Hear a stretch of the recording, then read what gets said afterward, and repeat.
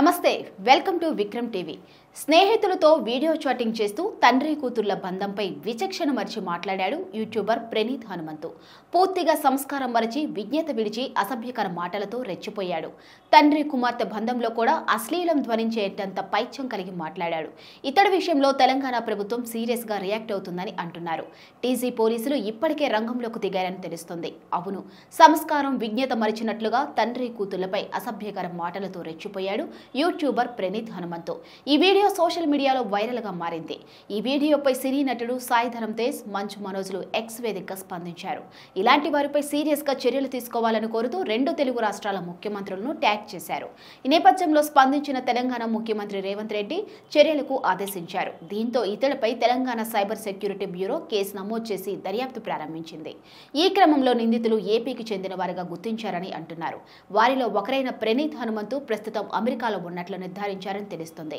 ఈ నేపథ్యంలో అమెరికాలో ఉన్న ప్రణీత్ తో పాటు ఆ వీడియోలో ఉన్న బ్యాచ్ మొత్తాన్ని అరెస్ట్ చేసేందుకు తెలంగాణ పోలీసులు రంగంలోకి దిగారని తెలుస్తుంది ఇక ఇదే సమయంలో వారిపై తెలంగాణ సర్కార్ కఠిన చర్యలు తీసుకునే అవకాశం ఉందని అంటున్నారు ఈ వ్యవహారంపై స్పందించిన శిశు సంక్షేమ శాఖ మంత్రి సీతక్క వారి పట్ల ప్రభుత్వం కఠినంగా వ్యవహరిస్తుందని అన్నారు ఇక ఇదిలా ఉంటే హీరో కార్తికేయ కూడా ఘాటు వ్యాఖ్యలు చేశారు అయితే దీనిపై పలువురు నెటిజన్లు మరి మీరెందుకు అతనికి ఇంటర్వ్యూ ఇచ్చారంటూ కార్తికేయకు కౌంటర్ వేశారు దానికి ఆయన స్పందిస్తూ అవును నేను వాళ్ళకి సినిమా ప్రమోషన్లో భాగంగా ఇంటర్వ్యూ ఇచ్చాను అందరికీ ఎలా ఇంటర్వ్యూస్ ఇచ్చానో వాళ్ళకు కూడా అలాగే ఇచ్చాను అయితే అప్పుడు వాళ్ళు నన్ను అడిగిన ప్రశ్నలు విని కొంచెం షాక్ అయ్యాను కానీ అప్పుడు ఏం మాట్లాడితే ఏమవుతుందో అని భావించి నాకు వీలైనంతలో స్పోర్టివ్ గానీ ఆన్సర్ ఇవ్వడానికి ట్రై చేశాను నిజానికి నేను వాళ్ళతో ఇంటర్వ్యూ చేయకుండా ఉండాల్సిందే కానీ హీరోగా సినిమాని ప్రమోట్ చేసుకునే బాధ్యతతో ఆ సినిమాని ప్రేక్షకులకు చేరవేయాలనే ఉద్దేశంతో ఇంటర్వ్యూ ఇచ్చాను అయితే అలాంటి కంటెంట్ ని పోస్ట్ చేసిన ఉద్దేశం నాకు లేదు ఆ వీడియోలో నేను కూడా ఉండాల్సి వచ్చినందుకు చాలా బాధపడుతున్నారు